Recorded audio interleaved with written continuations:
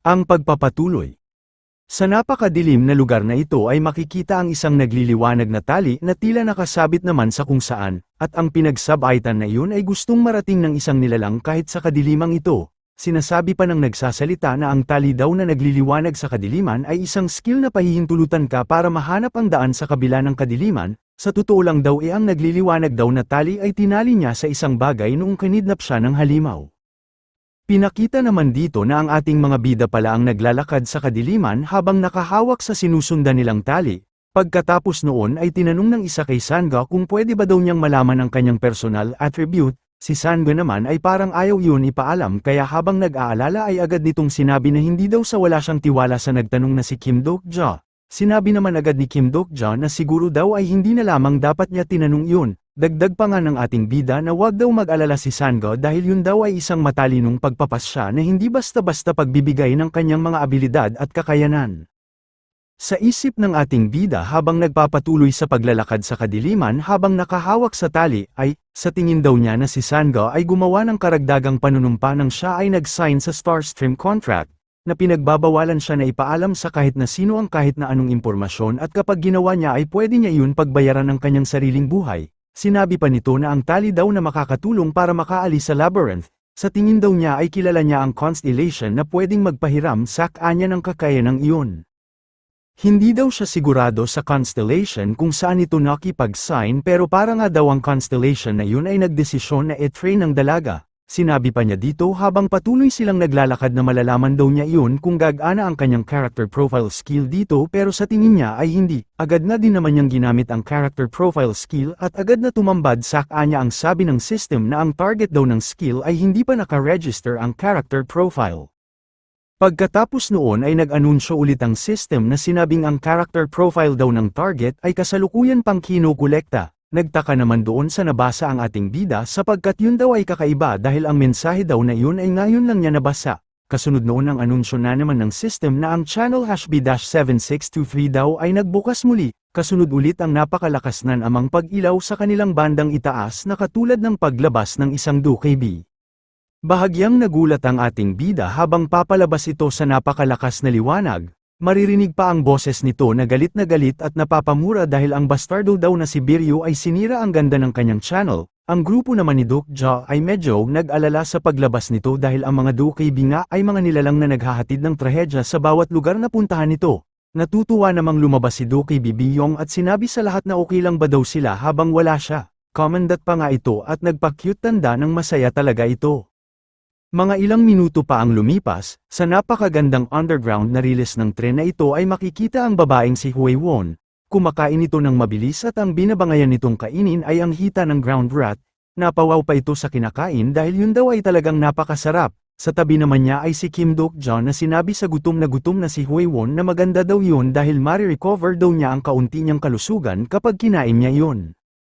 Habang naglalakad naman dito ang ating bida pabalik ng station at habang bitbit ang napakalaking hita ng ground rat, may bigla itong narinig sa kanyang isip na sinasabing nalaman daw niya na may nagawa daw ang ating bida na nakakamanghang bagay habang wala siya. Sa nangyaring yun ay nalaman agad ng ating bida na yun ay ang 2KB na kanya namang tiningala at yun daw ang 2KB communication, ang mode ng communication na ginagamit ng 2KB, siya lamang daw ang makakarinig noon kapag gagamitin yun ni Biyong.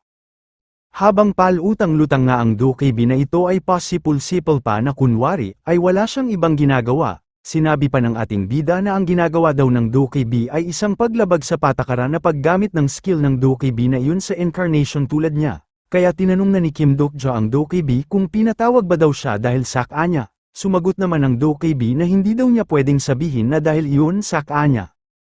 Ang management nga daw ay winarningan siya dahil sinarado niya ang kanyang channel ng biglaan at iniwan ang advertisement na gumana ng matagal. Nagdesisyon daw siya na hindi pansinin ng mga minor na katulad noon dahil ang kaunting pang-titrip daw sa management center ay maliit lamang na bagay. Nang masabi nga yun ng 2KB ay para itong natuwa sa kanyang nagawa na parang sa isip nito ay sa wakas nakapanggago din siya sa management. Nakita naman yun ni Kim Dokja at nawirduhan sa reaksyon nito. Pagkatapos noon ay tinanong naman ng 2KB kay Kim Dokja kung paano nito nalaman ang tungkol sa random item box. Napamura na naman nga ito at sinabi pang hindi daw siya makapaniwala na ang tira-tira sa kanyang nakakahiyang nakaraan ay hindi pa nawawala. Nagtaka naman doon ang ating bida at tinanong kung ano ang sinasabi ng nilalang na nakakahiyang nakaraan nito. Habang pinagmamasdan ng ating bida dito ang Doki B ay hindi na ito makapagsalita. Habang pinakita naman na nakapikit na si Doki B Biyong at nanginig na sa gigil, ay tinanong ito ng ating bida na talagang na-OA na dito at sinabing ang ibig sabihin ba daw noon ay kaya na andun ang kakaibang item box na yun ay dahil sa kanya. Sinabi naman ng hiyang-hiyang Doki B na kung hindi lamang daw siya naging padalos-dalos dati, natigil na nga lang ang usapan ng dalawa nang biglang magsalita itong si Huewon na may pagkamangha sa ating bida. Sinabi nito na ang galing daw dahil nakakuha nga sila ng marami-raming item at hindi lamang daw ang mana brazier. Sumang-ayon na lamang doon ang naistorbong si Kim Duk-ja sa usapan nila ng paiyak ng Doki B. Lumipat naman ang eksena dito sa lalaking binugahan ng hininga ang isang bagay na pinakilalang si Yoon Song Lee na nag-star-star na sanhi ng pagkagusto sa item, na pagkatapos bagahan ng hininga ang shield ay hinipo-hipo ito sanhi ng tunog na pag-spike nito sa item. May dala nga din itong malaking karne na buhat naman niya sa kanyang balikat. Dahil sa sinabing iyon ni Yoon Song Lee ay nilinggan nito ng ating bida at nabasa nito ang notif, na ang lalaking ito nga daw ay nagpapakita ng pagiging tapat sa kanya. Sinabi naman dito ni Huewon kay Kim Duk-ja habang saglit ding tumingin kay Yoon Song Lee kung meron ba daw siyang item na pwedeng magamit. Sumagot naman ang ating bida na wala. Ano daw kaya kung yang espada na dala niya ang sabi pa ng dalaga? Masungit namang sinabi ni Kim Duk-ja na hindi pwede dahil sa kanya daw yun. Nagpapatuloy sa pag-uusap ang dalawa habang naglalakad sa riles na ito. Sinabi ni Huewon kung ibabahagi ba daw niya ang mga karne sa mga tao sa pupuntahan nila. Sumagot si Kim Duk-ja na ibebenta niya iyon kapalit ang coins. Sinabi naman ni Huewon na ibang klase nga daw ang kabaitan ng lalaki. Sumagot naman si Kim Duk-ja na sabihin na lamang daw nila na nasa ibang level daw ang kanyang survival skill at sinabi pang parang nakabalik na daw sila. At ayun na nga nakarating na sila sa pinagmulan nilang grupo. Napansin nga nila ang mga taong nagbubulungan na parang may kung anong kinatatakutan. Naiisip naman ng ating bida kung ano daw ang nangyayari doon dahil ang mga tao ay pansin na may iniisip na napakalaking problema. Nag-uusap-usap ng ang mga ito sa kung ano at meron namang umubob na lamang sa kawalan ng pag-asa sa buhay. At ilang saglit pa ay nag-anunsyo ang system na meron na lamang daw silang 20 minutes para mangyari ang check-out at nakikiusap na ihanda na ang kanilang survival fee. Ang mga tao naman ang mabasa iyon ay parang nayuyupi sa sobrang takot sa kanilang kahihinatnan kapag hindi nila nagawa iyon. Napahawak pa nga ang iba gamit ang dalawa nilang mga kamay sa kanilang ulo na parang mababaliw na. Pagkatapos noon ay nagpaabot muli ng anunsyo ang system na sinasabing 100 coins ang mo-i-withdraw araw-araw sa hating gabi bilang survival fee. Mamamatay daw sila kapag hindi nila iyon nabayaran at ang survival fee nga daw ay kokolektahin hanggang sa matapos ang main second scenario. Sinabi naman sa sarili ng ating bida na nag-aalala daw pala ang mga tao sa checkout time para sa survival fee. Nakaakyat na nga sila dito mula sa riles at makikita ang nagmamakaawang babaeng ito na bigyan daw siya ng awa sa pamamagitan ng coins. Dahil ang anak nga daw niya ay walang sapat na coins para mabayaran ang survival fee. At ayun na nga makikita natin dito na ang mga walang pangbayad sa survival fee ay inisa-isa ang tao doon na hindi namang problema. Sinabi ng nakaputing polo na ito sa kausap niya na kaawaan daw siya ng kaunting coins. Ang isang babae naman na may kulay brown na buhok ay lumapit at nakiusap din sa nakita niya at sinabing babayaran daw talaga niya iyon at yun nga ay pangako. Sa pagpapatutuo pa nga ng lalaking nakapolo na puti na ito na hindi pa nakaka-move on sa dating mundo ay handa daw siyang magbayad ng milyon. Sa sobrang gusto nga nito na makautang ng coins ay sinabi pang 10 milyong won daw ibabayad niya kapalit lamang ng 100 coins. Sa ibang dako naman ay may nagtatalo. Galit na tinatanong ng isa kung nasaan daw ang kanyang kapatid na babae. Nag-volunteer daw yun para sumali sa search party. Hinahanap niya ang kanyang kapatid dahil bibigyan daw dapat siya noon ng coins. Narinig nga yun ni Kim Duk-ja at ni Huewon na parang sinasabi na meron na naman daw isang nabiktima ng pananabutahe ng mga gagawang nag-haari-herian doon, at pinakita na nga ang grupo na nagtatalo na nilinggan ng ating bida. Sinabi ng lalaki na parang natutuwa pa na nasaan daw kaya yun at nagrekomenda kung ano daw kaya kung siya ang pumunta para hanapin ang kanyang kapatid. Nagulat naman ang babae sa sinabi ng lalaking gago na nakangiti. Ang lalaki namang ito na may hawak na sandata na patawa-tawa din, ay tinanong sa babaeng nagtatanong kung sigurado ba daw ito na ang kapatid niyang babae ay nag-volunteer talaga para sa search party, Kung ganun daw talaga ay kaya daw ba kaya niya yung patunayan, dagdag pa ng Meniokis na malaking bunganga na ito na bakit daw hindi na lamang siya mag-volunteer din at siya na lamang din mismo ang maghanap sa kanyang kapatid na babae. Ang mga babae namang naghahanap sa nawawala nilang kapatid ay makikitang umiiyak na samantalang ang isa ay parang pinagsakluban ng langit at lupa, mamamatay naman sa kakatawa doon ang mga gagawang lalaki. Habang pinapanood naman yun ni Kim Duk-ja ay makikita naman si Hwee-won na nanggagalaiti na sa mga gagawang lalaki, hawak na nga din niya ang kanyang sandata tanda ng anumang oras ay babanatan na talaga niya ang mga bastardo. Sa gigil pa nga ni Hwee-won ay nagsanhi ng pag-anunsyo ng system na ang attribute daw ni Hwee-won-jong ay malapit ng mamukadkad. Sa kaguluhang nasasaksihan ng ating bida ay nasasabi niya na ang kapangyarihan nga daw sa kasalukuyan nilang mundo ay coins, kasunod noon ay sa likurang bahagi ng ating bida ay may isang lalaki ang tumawag sa kanya na sinasabing nagagalak daw ito na makita siya. Narinig naman agad iyon ni Duk-ja na seryosong tumingin dito, si Mr. Han naman ay natuwa nang makilala kung sino ang nagsalita. Kasunod noon ay malakas pang sinabi ng lalaki na kung tama daw ang kanyang pagkakaalala ay ang ating bida daw ang may pinakang maraming coins, patanong pang sinabi nito na ilan nga baga daw iyon at habang sinasabi nga niya ang lahat ng iyon ay na-activate na din pala ang skill nitong Unsight na may antas na dalwa, ang dumating palang iyon ay si In Hoo-chon aka Singkit. Damilat na nga ng sagad itong si In Hoo-chon habang nakangiti at nasabi ni Kim Duk-ja sa kanyang isip na sa ngayon daw ay siya talaga ang may pinakang maraming coins sa Jeumho Station. Nang marinig ng mga tao ang sinabi ni Singkit na may kasamang unsight skill ay nagkabulong-bulungan ang mga ito, tumingin pa nga sa ating bida at desperadong tinanong kung sino daw ang may maraming coins. Kasunod noon ay dali-daling lumapit ang isang babae kay Kim Duk-ja, hinablat ang braso nito at nagmakaawa na tulungan siya. Sinabi pa ng babae na mabaliw-baliw ng nagmamakaawa na 100 coins, 100 coins lamang daw ang pinakang kailangan niya. Habang nagmamakaawa ang napakaraming tao na napakabibilis ay sinabi ni In Hoo-chon habang tumatawa sa nangyari, Mr. Duk-ja wala nang sapat na coin sa akin para matulungan ang mga nakakaawang taong ito pero ikaw ay sobrang dami. Dagdag pa ni Singkit na hahayaan na lamang daw ba ng ating bida na mamatay ang mga kaawa-awang tao sa kanyang harapan. At doon na nga nang gigil ang ating bida na si Kim Duk-ja, sinabi nito sa kanyang isip na nasa 20 katao daw ang lumapit sa kanya, kung babahagian daw niya ang lahat ng iyon ay mawawalan siya ng 2,000 coins at kung hindi naman siya nagbahagi ay magigi siyang kaaway. Habang maririnig ang patuloy na pagmamakaawa ng napakaraming tao sa ating bida ay nasabi pa nito na ilan nga ba daw talaga sa kanila ang karapat-dapat na tulungan sa mga oras na iyon. Makikita naman natin dito ang napakaraming kamay na tila inaabot at sinasamba ang ating bida. Ang ating bida naman ay sinasabi parent sa isip na ang theme nga daw ng unang senaryo ay tinatawag na original scene, at mula nga doon ay hindi man lang daw nila magawang mapanindigan sa sarili nila ang ginawa nilang pagkuha ng buhay ng iba para makaligtas sa unang senaryo.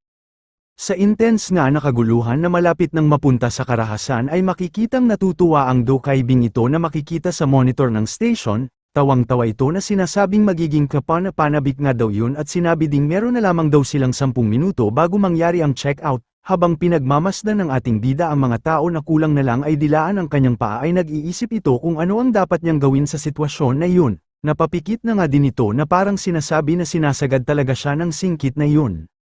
Kasabay nga noon ay nagdatingan ang mga notif ng system na sinasabing ang mga constellations daw na sina, Secretive Plotter, Prisoner of the Golden Headband at Demonic Judge of Fire ay inaantay siya sa kung ano ang kanyang magiging desisyon. Kasunod noon ay mula sa pag-iisip ng malalim ay iminulat na ni Kim Duk-ja ang kanyang mga mata. Tumingin ito sa kaawa-awang mga tao at sinabing kuha na daw niya na kailangan nila ng coins. Para namang natuwa ang mga nagmamakaawang tao dahil sa wakas ay nagsalita na ang ating bida. Kasunod noon ang napakalamig na tingin at itsura ng ating bida dito at sinabi pang kung ganun daw ay bakit naman daw siya magbibigay ng coins, sa isip pa nito na hindi na daw siya makikipaglaro kay Singkit dito, nang marinig naman yun ni Singkit ay mabaliw-baliw ito na pinipigilan ang pagtawa, at ilang sandali pa ay hindi na nito napigilan pa ang sarili at humagalpak na sa tawa habang sinasabi na alam daw talaga niya na sasabihin yun ng ating bida. Ang bobo namang si Mr. Han ay nasa panig ulit ni Singkit na parang nagalit din sa ating bida. Ang matandang lalaki naman na ito na nasa tabi ni Kim Duk-ja ay galit na sumisigaw habang tinatanong kung ano daw ang ibig niyang sabihin sa bakit, di ba daw ay meron siyang napakaraming coins, hindi ba daw niya pwedeng ibahagi sa kanila ang iba?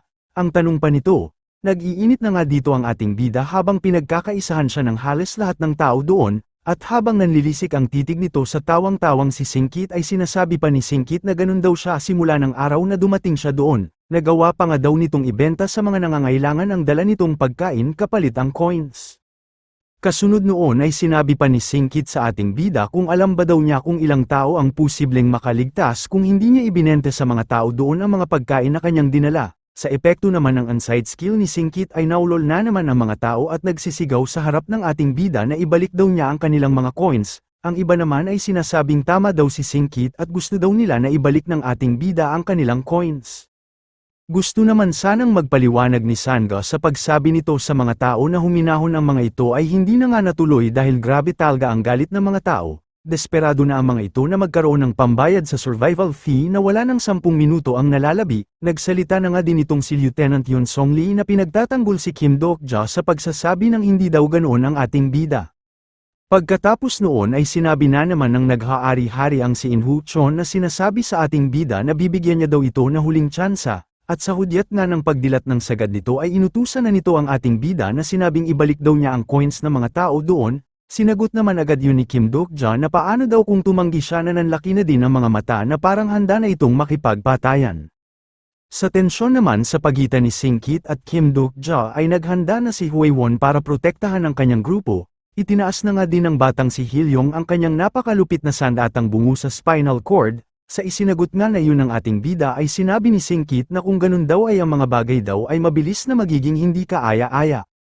Sa sinabing iyon ni In Hu Chon ay nagsilbing hudyat na din yun para ang mga member ng Choldo Group ay sumugod sa ating bida. May mga kanya-kanya nga itong armas habang tumatakbo patungo sa ating bida at sinasabing gago daw ang ating bida, at ibalik daw niya ang coins nila. Sinabi pa ng isa na patayin daw nila ang ating bida at kunin ang kanilang coins. Habang pasugad naman ng padalos-dalos ang mga babaong lalaki ay makikitang hinuhugot na ng ating bida ang espada nito mula sa kaluban nito.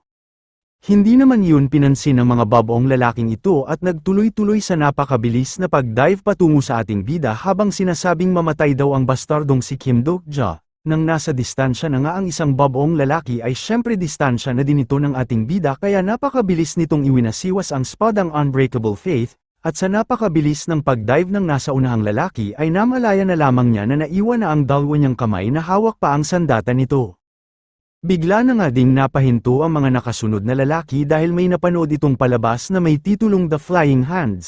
Napatigil na din naman itong babaong lalaki habang sumisirit ang napakaraming dugo mula sa braso nito at pinanood na din ang palabas na may titulong May Falling Hands. Segundo pa ang lumipas at bumagsak na ang flying hands na may hawak na tubo at makikita naman natin dito na sumalpak na sa sahig ang lalaking naputulan ng kamay. Grabe ang paghiyaw nito sa sakit habang ang mga kasama nito ay nanlumo sa nakikita at parang ayaw makita ang nangyari sa kanilang kasama.